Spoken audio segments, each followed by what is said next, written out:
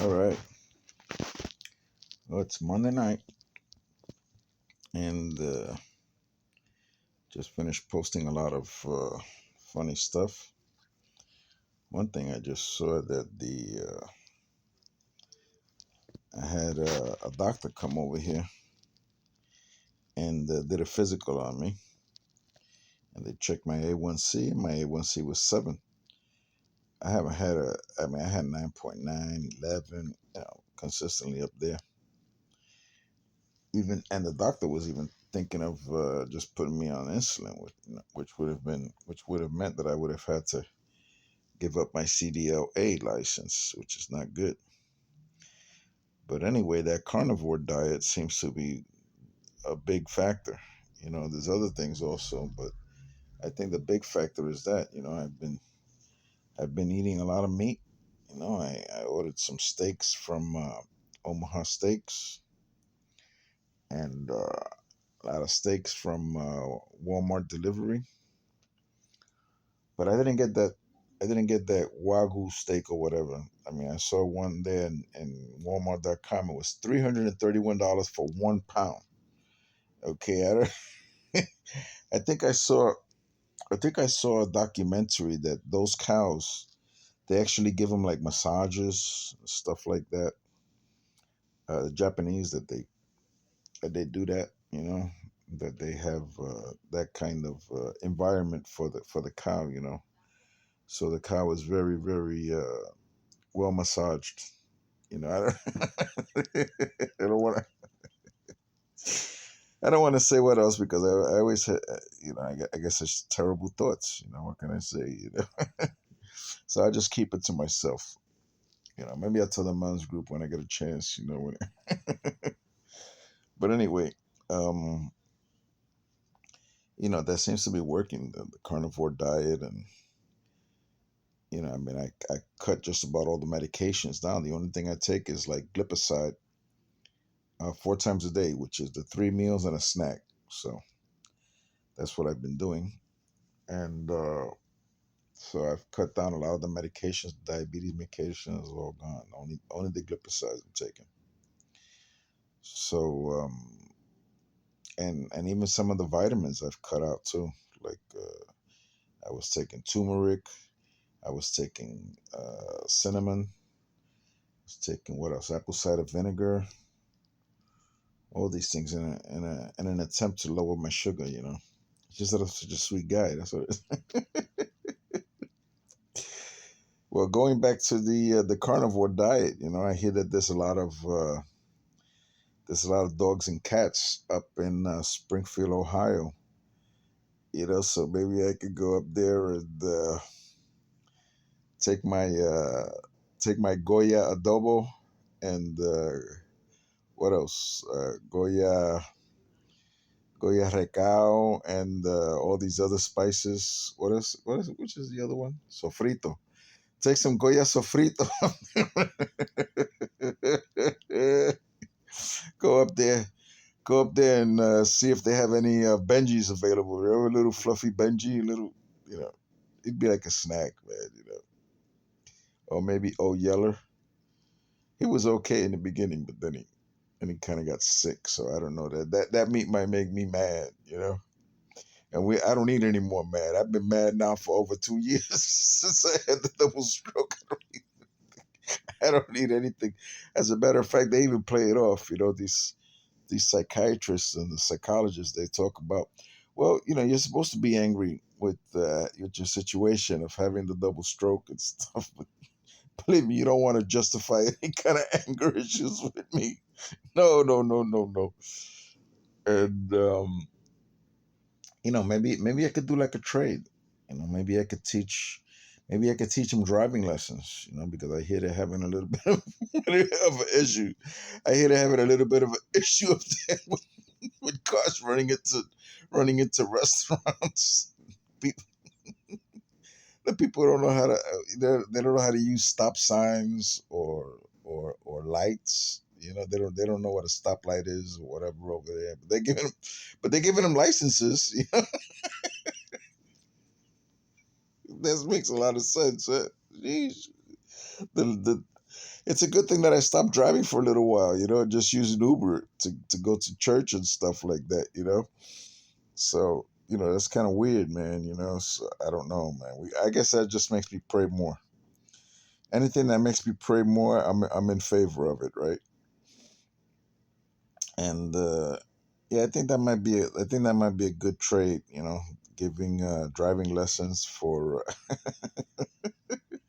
and since I got my class A license still, I guess I could teach them how to do the tractor trailer thing, this way they'd be making good money. They'd be crossing the country, picking up stray animals and stuff. If they see them deer crossing the road like they do, sometimes you see these. Sometimes you see these videos where you see like a whole mess of deer jumping in front of trucks or cars or whatever. You see them running, man. I mean, there's only so much the wolves can eat. So those deers, man, and they got suicidal deers. They got deericide. They be like jumping off, they be jumping off overpasses, all kind of stuff. So yeah, that's definitely a problem. And well, over here, I even see that they got like hogs like on the side of the road. The other day, over here on 301, just before you get to the crosstown, there was big old hog there. So you hit that one, you might hurt him, but he gonna hurt your car too. That was a big one, man. So I called up right away and I told the state trooper, I said, "Hey, there's a hog in the road." He thought I was talking about somebody who was hogging the road. I said, "No, no, I'm not. I'm not talking about somebody who's hogging the road. I'm talking about that hog got to be like 1,000 pounds, man." And sure enough, when I passed over there again, a little bit behind it, state trooper with his lights on, and the hog and the homeless little pigs were over there eating grass, like right on the side. I guess the enclosure got open or whatever. The fence got knocked down. Maybe it was a Haitian who knocked down the fence. maybe he drove into the fence and the hogs got. Oh, gee, I'm bad today. Well, what else is in the news, man? Um, well, I had a good old time with that doctor who came over here. She's over here. She wants to get everything done quickly so she can go to the next one. You know. So she asked me about if I have any rashes or anything like that. I said, yeah, I got rashes. I said, look, right over here is all rough, and it's red. And I said over here, around my nose. And I showed her something I had here on the side, and she said that was from shaving. I said, well, I don't shave over here around the top part of my nose or my unibrow. I don't shave that either. So, and she's over here looking.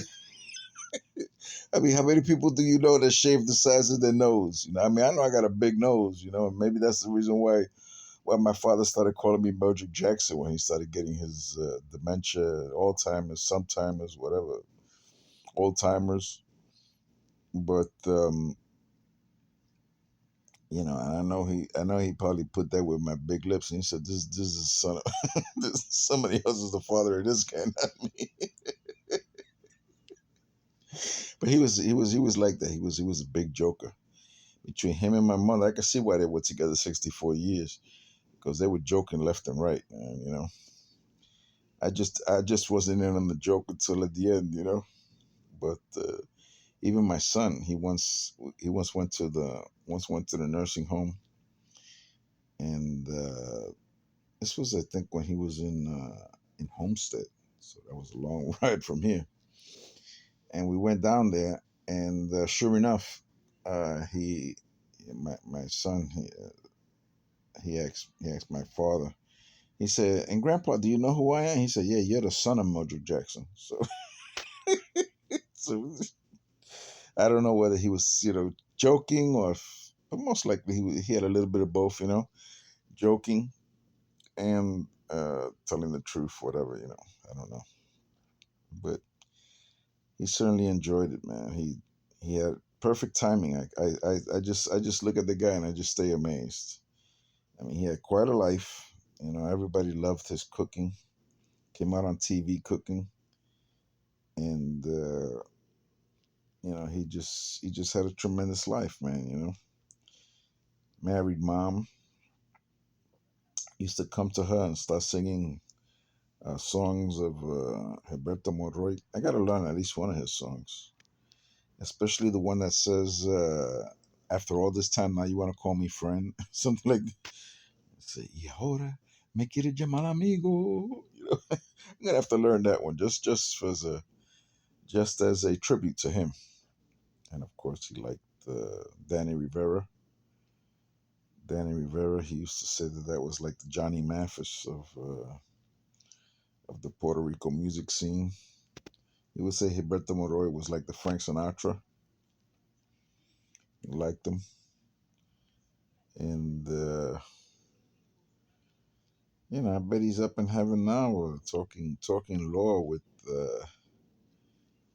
some of the people who were involved with the law. You know, with Moses and maybe Gamaliel, another well-known lawyer, another person who knew a lot about the law. Nicodemus, all them people who were into the law. He liked the law. He wanted to be a lawyer, but you know he had to leave school after getting skipped to help to help uh, to help out with the bills. You know, I mean that's the way Puerto Rico was. You know, after the depression. You know, I mean those people had to live tough, man. Those tough people. That's why they call them the greatest generation, right? And where if they're the greatest generation, we're the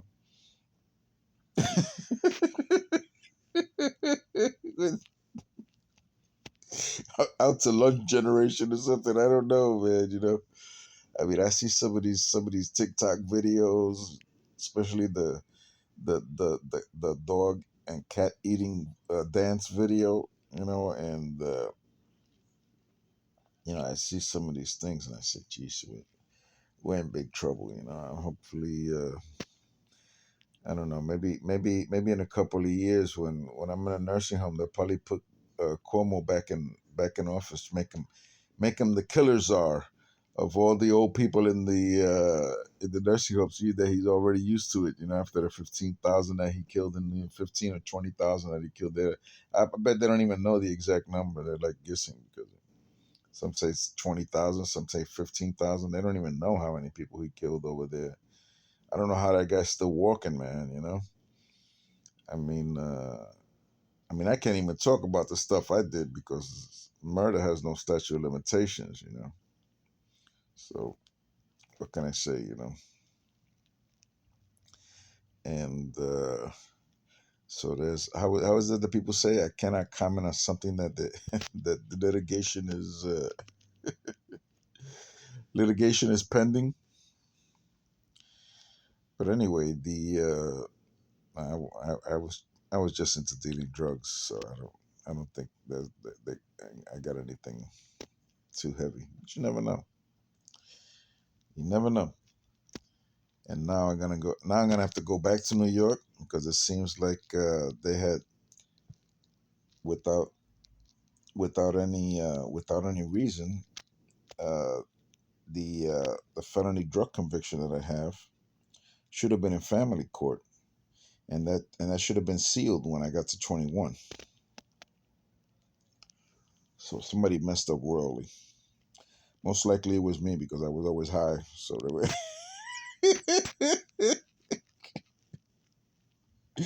most likely it was me. But I can't go back in time, right?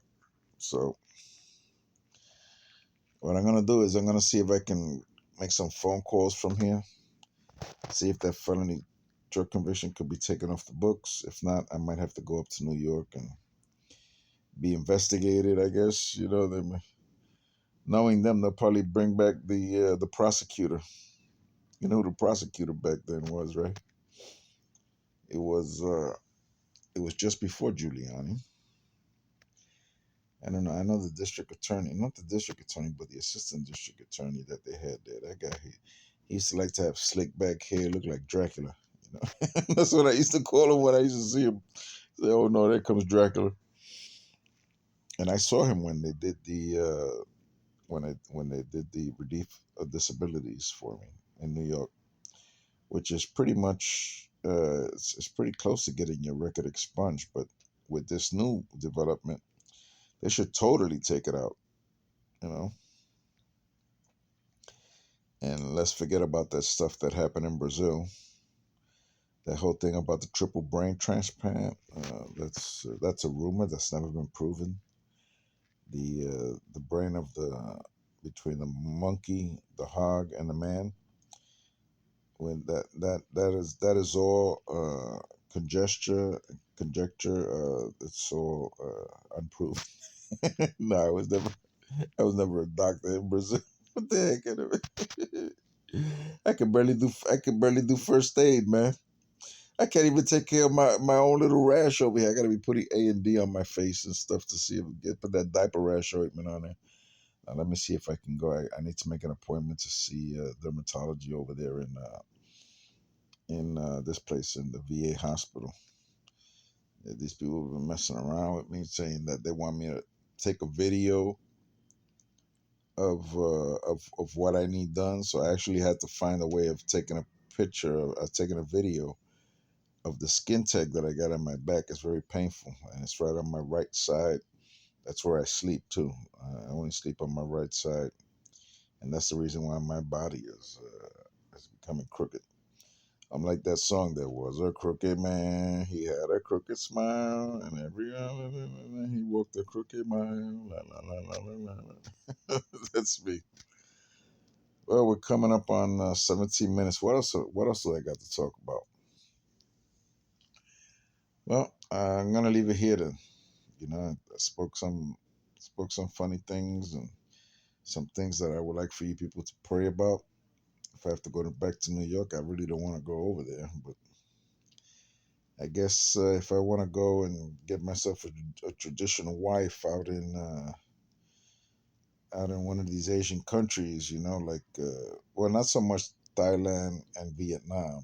They're okay with having people who are felons there, and there's other countries over there too that allow it. But the Philippines is a little bit stricter. If they find out about it, they won't let you in. But they don't have any questions on the application. I hear. But then, of course, if I'm gonna go over there, and meet somebody, and I might have to go back or whatever, then that's gonna be a problem. So if I can get my felony drug conviction taken off the record, especially a place like the Philippines, which is so anti-drug, I mean, I think they even had a death penalty there for a little while. So, in a place like that, it's better to go in clean. And that might be a story in itself. So anyway, I'm gonna leave it here. I'm gonna pray for you people. Thank you, Lord, for these people who are watching this, the few. And Lord, I just pray that you keep on giving me ideas for comedy and helping me out with the singing, the writing of songs, and the singing of them to lift up your holy name and draw people unto you. And we pray these things in Jesus' mighty name. Right now, we just pray, Lord, that if there's somebody who needs a healing, that you would reach out to them, Lord. If they have like back pain, Lord, I just pray that you would touch them. And all other kind of pains, Lord, I know exactly, how bad it is when you have like cramps, when you have like spasms and all kind of problems. So I know what it's like to have that pain, Lord, and I just pray, Lord, that you would touch these people right now with healing, or give them strength to be able to overcome any kind of sickness, Lord, and any pain. And I pray these things in Jesus' mighty name. Amen. Okay, goodbye, everybody.